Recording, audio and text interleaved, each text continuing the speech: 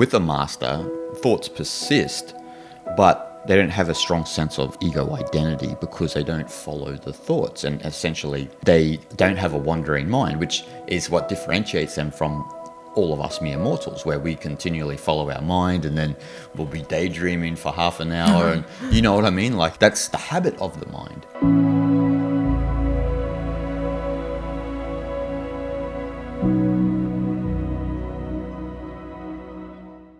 The differences between the East and, let's say, the West and the modern world, let's say the East as well these days, include them in the modern world, is that they don't think of thoughts arising spontaneously of themselves. They think of thoughts in this sort of linear progression that are linked, right? And so the Great Eastern knowledge is saying that's actually not how thoughts arise. They arise one at a time, like this, like anything else in nature. But what we do is we link the thoughts together, and then we start to create this train of thought which creates this personality, and then off down the rabbit hole you go. Yeah, so some of the thoughts themselves just arise of itself, so that it's completely independent of what you were doing or where you are or something like that, right? And then the train of thoughts develop from there unwillingly, and end up you completely get lost in their thoughts, so that in the end you kind of make up your own story, your own version of a certain story out of that train of thoughts, which you unwillingly you are linking those thoughts, but at the same time, instead of you choosing look away and not giving too much attention to the thoughts, you choose to keep thinking. You made that decision unconsciously to keep going down to that rabbit hole of thinking. That's where that story, that's where that train of thoughts comes about. And again, like you said, that creates in the end your sense of your own persona or ego. And that process becomes more and more often every moment, every day, right? Then that idea of ego, idea of who you think you are becomes much more solid. And in the end, that idea of who you are determines your behavior, determines your way of thinking, judging yourself, and how you look at other people and things like that. Think of your thoughts in a sense, the ego sense, the linkage, like dominoes. So they depend on other thoughts. So like this, right? But what the East is saying is that the nature of thoughts, they don't have this link. Right. So they're like this, they're not dominoes. So this is what they would call the unsupported thought. It's not supported on anything. It just arises like the sun rises in the morning.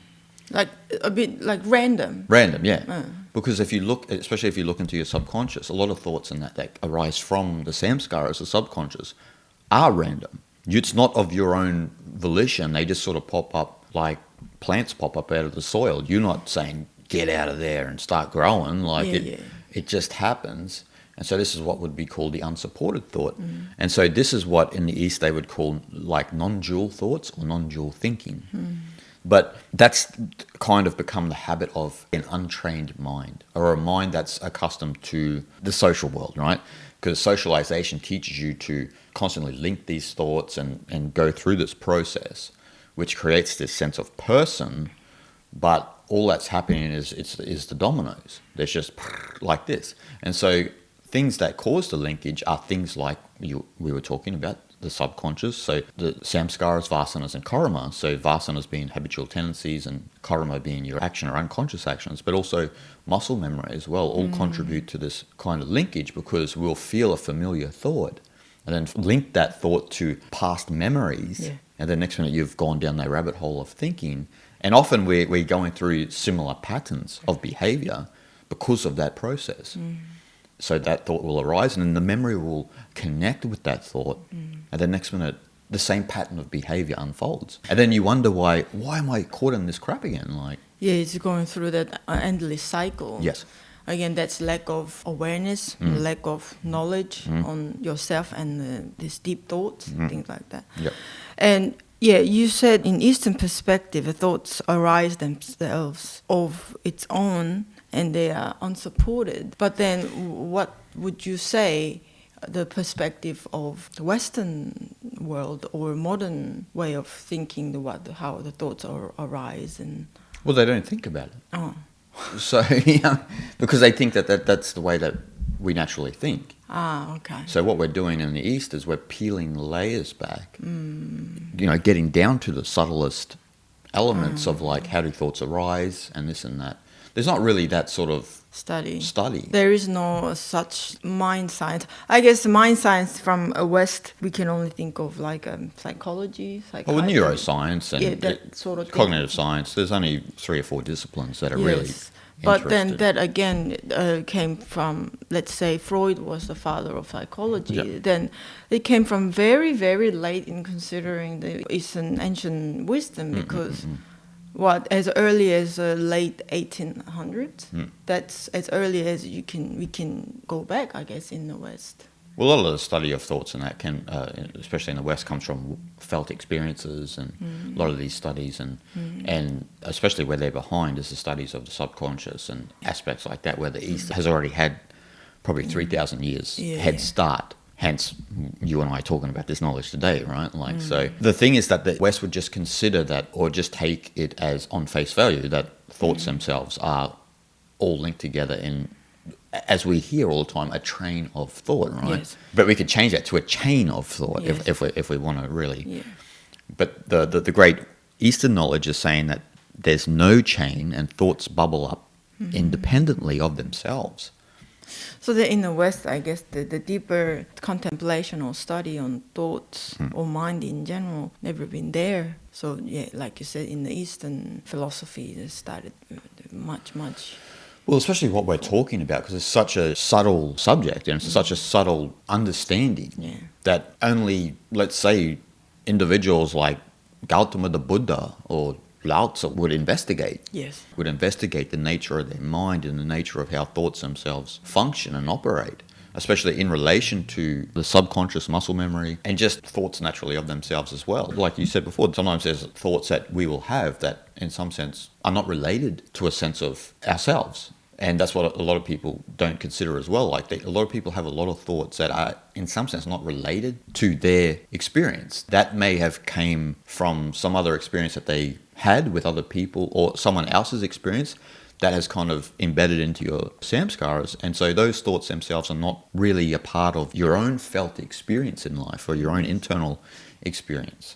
I think the problem is that when these thoughts arise randomly, the problem is that before we get into the process of thinking, we judge that thoughts as my thoughts because that came in your head. Came in your head. Exactly. Yeah. So that you think that my thoughts, it's mine, this sort of idea. And that kind of tricked you to judge yourself certain way, judge others in certain way, which creates the big misconception of things. And I think that leads to this false idea of who you are and ego and things like that. And also happens that way. I heard a teacher in the East, and I can't remember who said it, but they said, most of your thoughts are not your own. And that's something for a lot of us to contemplate. And there's a lot to that. Like if you look at the subconscious, if you look at the experiences that you have, you might have had an experience where you objectively saw something, where it was something for someone else or to other people. But because your subconscious is always turned on, then that's in the store bank, and then maybe that's going to bubble up one day, and that's going to affect your perception of reality because a thought will come related to that, and then you link to that, and then next minute you're off down the rabbit hole again. But it was based on a thought that was not even part of your own real felt experience of your own immediate reality. You objectively saw it or you heard about something. And so, like what I said, that teacher in the East saying that most of our thoughts are not our own. And there's a validity to that, right? That we have to consider. And I think actually most problem comes from that idea. Yeah. My thoughts. It's my thoughts, yeah. It's happening within me, so it's that. Yeah.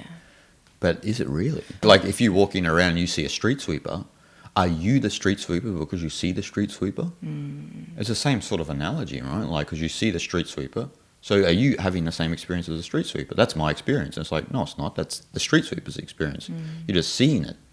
Same with your thoughts. These thoughts are arising. Are you seeing them Or are you following them and wandering with them, creating this linkage? And so the thing is that thoughts themselves are not the problem. And this is what we need for people to understand, because thoughts always persist. It's the habit of our mind to link the thoughts, which then create this sense of ego, because we create this train of thought that creates the personality. It creates this solid sense of self that wouldn't ordinarily exist if we understood that the thoughts are just arising like this, not like this. Yeah, again, we give too much attention to those thoughts, right? Yeah.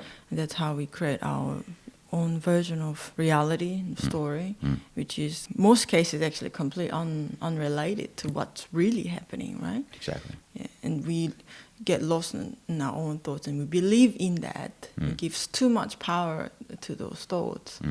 That's where all problem begins. So it's the mind's habit to follow those thoughts, but like we have to really emphasize that is this linkage up in the series of thoughts creates a sense of persona, right? Whereas the sage doesn't operate from a function of a series of thoughts, and they have this reality of non-duality, which is different to us. And all it is the difference between linking the thoughts and understanding that thoughts themselves are unsupported. So if you have one thought, that doesn't mean it's going to be related to the other thought and so forth and so on. But you're linking the thoughts and you're connecting it with memory or past experiences. Or, as you said, you're connecting it with as if it's something about you, but it was just a random occurrence, but you thought it has something to do with you.